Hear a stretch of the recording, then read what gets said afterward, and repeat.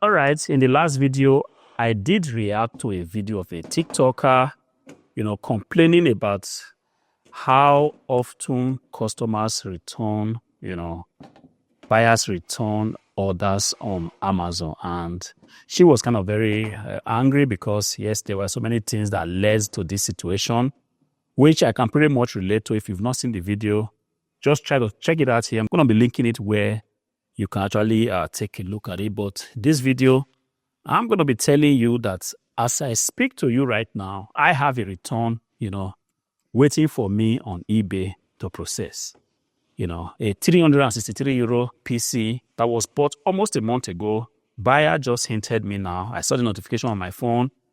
And the buyer wants to return the PC because the PC, according to the buyer, doesn't work, which is actually not possible because this is supposed to be a very, very good PC. Of course, I know these are electronic devices. They can easily, become faulty. One is not to say that if something is working at the point of selling it, then it's going to work forever. No, I understand that these are electronic devices, but then from the picture that the buyer sent to me, in the return request on eBay, I can pretty much say that this is just something that the buyer can actually, get to sort out. Sometimes some buyers just run into some little problems, especially when they are setting up their PCs, and the first thing they think of is, I want to return this PC. It's kind of annoying why nobody even wants to learn to troubleshoot items anymore. There's no way you're going to have a PC that's going to work for you forever. At some point, the PC is definitely going to develop some driver issues. The PC is downloading some drivers and then something doesn't initiate properly, and then there's this error message that you can actually go ahead with some few Google searches. You should normally be able to, remove this kind of errors. But then we are in a time where people just don't want to do anything themselves anymore. And this is part of the problem, People just don't want to check Google anymore. People don't want to be seen actually troubleshooting basic things that they can actually go on YouTube, on Google to just check out. Nobody wants to do it anymore because people just feel like as long as they have bought stuff, it should be in the best working condition. And if anything is to go wrong, they're going to make recourse to their buyer protection. The first thing they want to do is to return the item, which sometimes could be very, very, annoying because some of these buyers do think that the seller on the other side is just, a rich seller. Sometimes these are just small businesses actually, struggling to survive. They are struggling to make ends meet. They've put in their best to make sure the item comes to you in the best condition that's possible. And if the item doesn't work, and if you can actually fix it up, but you do not want to do anything, you just want to send it back, you are actually taking away food, from the table of a small business person, because this person is going to make losses. And if the returns just gets too much in a particular month, this person might be defaulting his payment of rent, might be defaulting in his, house payments, in his car notes. It just has a spiral effect so that you never, ever can tell. So, but then error is something you can actually go ahead with a few Google searches, to remove. Please do it. And sometimes the first reaction should not just be that you should go ahead and just try to return the item. You can actually first reach out to the seller and say, hey, is this something that you can actually, direct me? Perhaps you have a tip or two for me that I can actually, use to make it possible that this thing works again. This is the first reaction. This is how I would naturally, address the situation. Like I receive a PC and it doesn't want to start, or it starts and it's giving me some error message asking for some driver. But then some people, the first reaction is that, no, it's bought, it doesn't work, I want to return it. And this is not the best thing to do in 2025. Sometimes it just kind of gets annoying. So when I received this notification yesterday, I didn't really do anything about it, because sometimes, from my experience, I do know that, yes, sometimes PCs are what they are. They want to just, create some drama, and something don't want to work.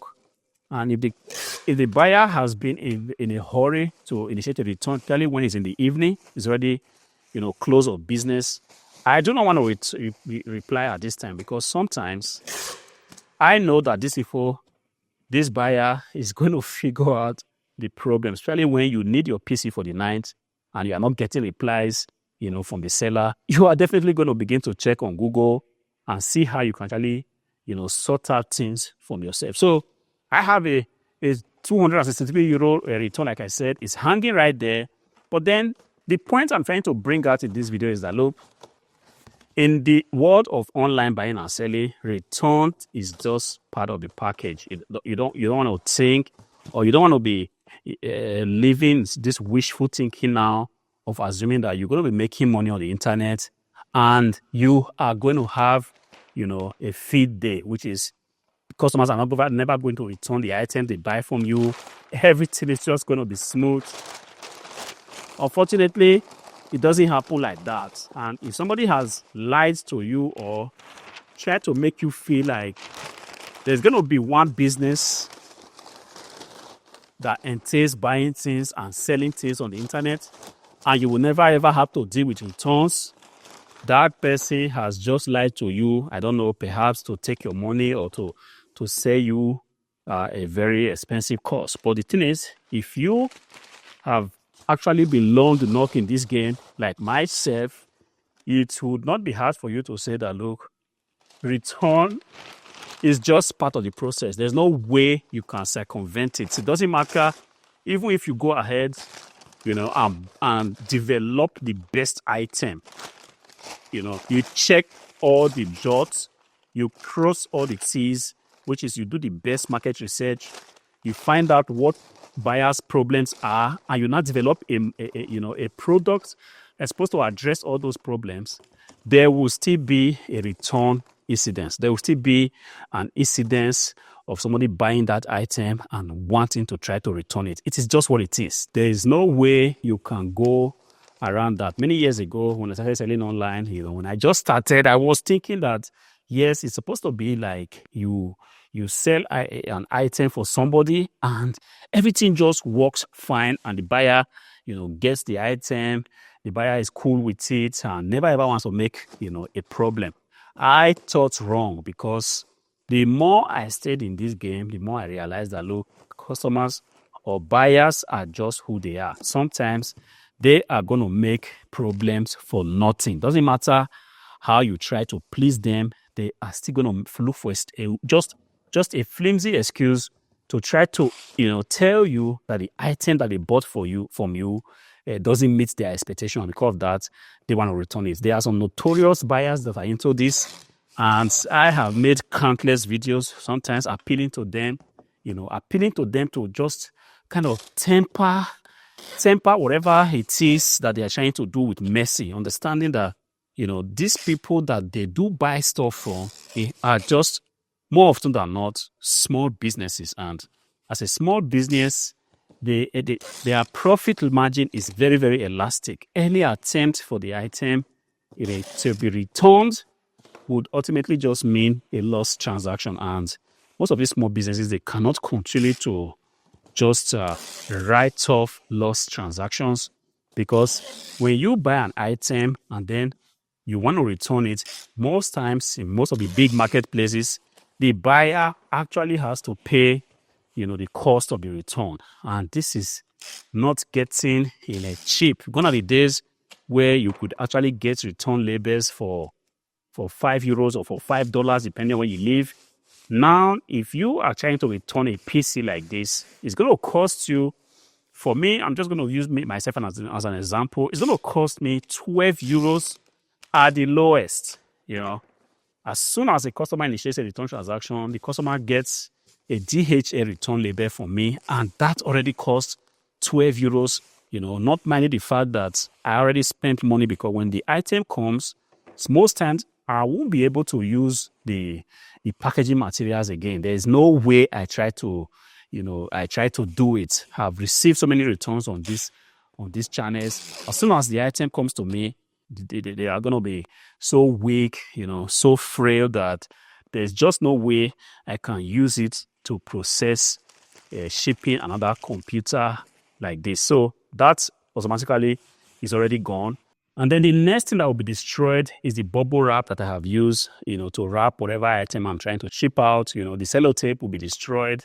the time I have spent in actually shipping the item before will be lost. And those time, normally, if you are a good business person, you should be able to factor in, some cost on the time that you spend doing your business. The fact that you are able to stay here for 5-6 hours doesn't mean that you don't put in any cost, on your time. You should be able to say, look, if I stay in the warehouse for 2 hours, maybe it cost me 20 euros to stay here, So when you spend 2 hours, coming to the warehouse to ship out items that are ultimately going to be returned to you, then you have also lost money, Sometimes I make videos to actually plead with some of these people that, look, when there are things that you can actually go ahead and fix yourself, there are things that you can actually, there are problems you can actually, sort out yourself by making some Google search, on Reddit and whatever, then please just go ahead and do it. On my hardware money shop, as soon as I sell a computer, I always make sure I follow it up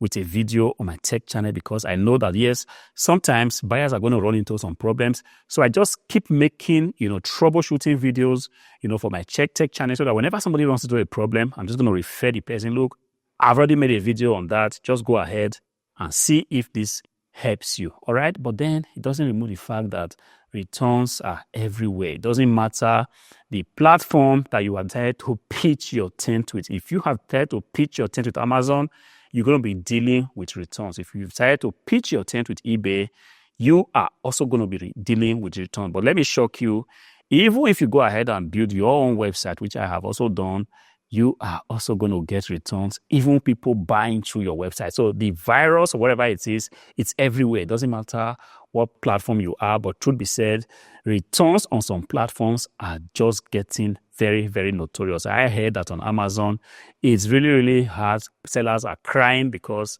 the customers right there, they have just decided to turn things upside down for the platform, because some of them do think that when they are buying from Amazon, they're actually buying from Amazon, which is the Jeff Bezos that we all know. But people don't understand that, look, behind that Amazon logo are just human beings, humans like you and I, poor people trying to make ends meet, hustlers trying to just, struggle with sometimes $3 profit line, to just bring a product to Amazon. Gone are the days where the FBA route was a free for all. But right now, it doesn't matter how strong you are, you might end up buying product from China, and it's going to be very difficult for you to actually sell it at a price that's going to be very, very competitive. There's only going to be that one seller, that one product that is selling very well with already very bad prices. But then you still see people trying to compete, trying to bring products to the platform, at rock bottom profit lines, only to be slapped with, returns upon returns upon returns. It's very frustrating. A lot of people have actually thrown in the towel because the returns just refuse to stop. Because when the returns doesn't stop, in the beginning, it's going to be like, okay, we can actually manage this. But if things go unchecked, the returns keep coming, it's going to wipe out your profits. And at some point, you're just going to tell yourself, this doesn't make any sense. I think I'm going to stop this business. I'm going to throw in the towel just because somebody somewhere has decided to be very irresponsible, to just buy an item. Perhaps they didn't read the description properly. Perhaps, didn't really check if this item that he or she is trying to buy actually meets his or her needs. Just goes ahead, click it, because behind the buyer's head, he thinks, look, I can always return it if I do not like it. This is not good enough, because sometimes some of these items, when you buy them, you open the packaging, they are no longer new, and there is just no way the seller can actually go ahead to sell them as new item. I hope this video helps you. If you are a seller, understand that, look, returns is part of this package, part of this whole beautiful world of reselling. And if you are a buyer, please understand that the people that you buy things from, they are just sometimes humans like me and you, trying to make ends meet, and they do not really have a so robust, profit base as to be able to write off every returns that hits their books. Until I see you again in the next video, peace.